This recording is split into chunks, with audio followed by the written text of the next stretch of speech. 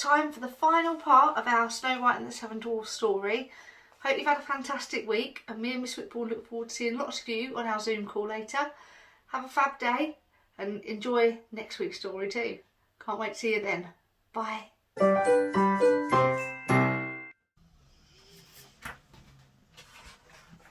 Suddenly, the dwarfs thought they heard a sound. Dot looked towards the stairs.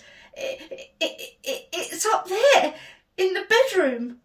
Cautiously, the seven little men went to investigate. Doc slowly opened the door and peered in. Why, it's a girl! As the dwarfs approached the sleeping princess, she began to stir. She's waking up! Hide! Doc dashed behind the beds, and the other dwarfs ran after him. Snow White yawned and stretched. Then she noticed 7 pairs of eyes looking at her over the end of the beds. She sat up smiling. How do you do? How do you what? Grumpy folded his arms, scowling. Snow White laughed. Let me guess, you must be Grumpy. Huh? I know who I am. Who are you? Oh, how silly of me. I am Snow White. The princess? Doc looked very impressed, but Grumpy frowned. Tell her to go back where she belongs.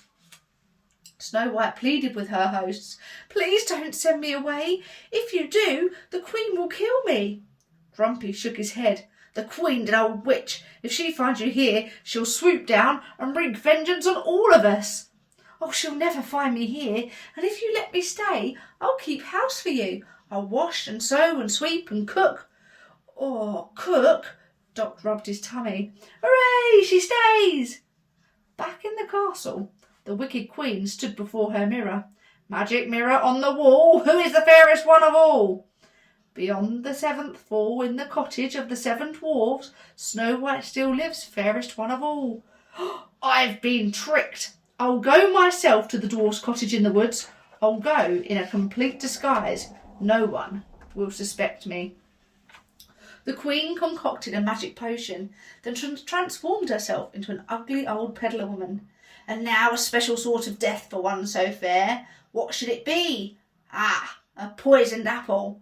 One taste, and Snow White's eyes will close forever, only to be revived by love's first kiss.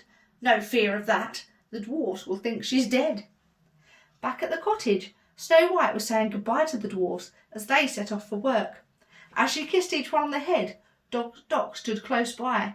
Now don't forget, my dear, the old Queen's a sly one, full of witchcraft, so beware. Then Grumpy frowned. Now I'm warning you, don't let anybody or nothing in the house. Snow White smiled at him. Oh, Grumpy, you do care.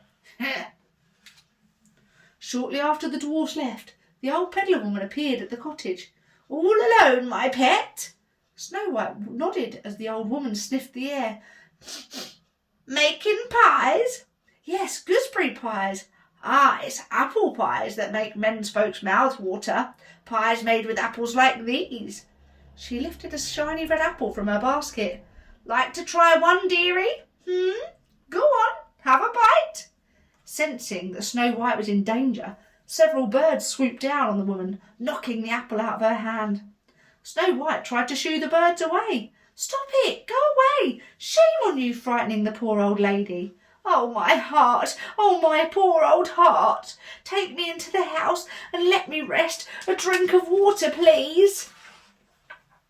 Unable to make Snow White understand, the birds and animals raced to alert the dwarfs. At the mine, they pulled and tugged at the confused little men.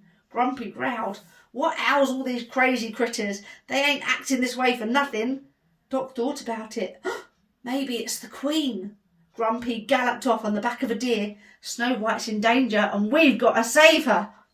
Meanwhile, the Queen picked up the poisoned apple. Because you've been so good to a poor old granny, I'll share a secret with you. This is no ordinary apple. It's a magic apple. A wishing apple? Really? Yeah. One bite and your dreams will come true. The old woman grinned at the princess. Perhaps there's someone who loves Snow White. Snow White remembered her princess. Well, there is someone. I thought so. Old Granny knows a young girl's heart. Now make a wish. Take a bite. Snow White did so. Oh, I feel so strange. A moment later, she fell to the ground. A sudden storm began to rage as the dwarfs reached the cottage where they found the lifeless Snow White. Through the rain, Grumpy spotted the old hag disappearing into the forest. "There she goes, men! After her!" The dwarfs chased the queen up the steep cliff. "You little fools! I'll crush your bones!" She tried desperately to pry a boulder loose to crush them. Suddenly, a bolt of lightning shattered the ledge, sending the wicked queen to the valley below.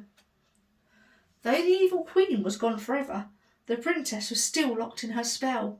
So beautiful was she, even in death, the dwarfs could not find it in their hearts to bury her. Doc brushed away a tear. "Let's make her a coffin out of glass and gold.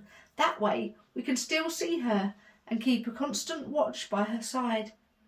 The prince heard of the beautiful maiden who slept in a glass coffin. He rode to the cottage of the 7 dwarfs, and they took him to Snow White. Gently he kissed her. Then slowly her eyes began to open. The spell was broken. Love's first kiss had brought her back to life. Snow White's wish had finally come true. She bid the 7 dwarfs goodbye as the handsome prince swept her into his arms. Soon wedding bells rang, echoing throughout the forest. From then on, Snow White and her Prince Charming lived in their castle in the clouds, happily ever after. The end.